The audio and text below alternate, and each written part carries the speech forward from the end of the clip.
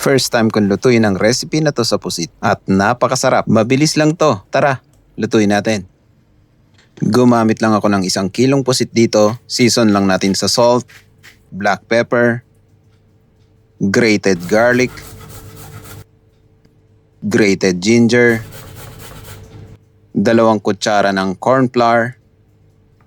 Mix lang natin ng mabuti hanggang sa mag-combine yung mga ingredients. Gumamit lang ako ng 1 malaking sibuyas. Hiniwa ko lang siya ng ganito kalalaki.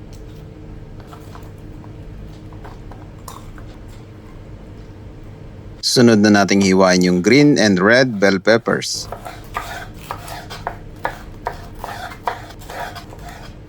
Ginger, mga 3 to 4 slices. Garlic, chop-chopin lang natin ng pinong-pino yan.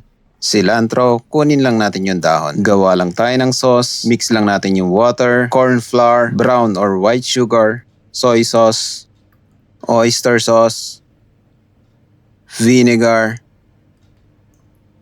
Mixed well and set aside.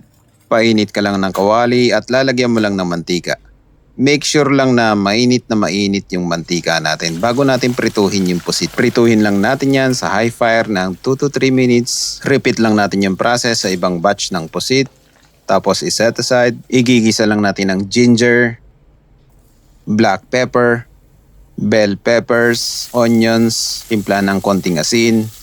Sauté lang natin ng 1 to 2 minutes tapos ilalagay na natin ang garlic. Gisa-gisahin lang natin yung konti. Pagkatapos ilalagay na yung sauce mixture. Mix lang natin hanggang sa lumapot. Ilalagay na rin natin yung pusit, cilantro, konting sesame oil.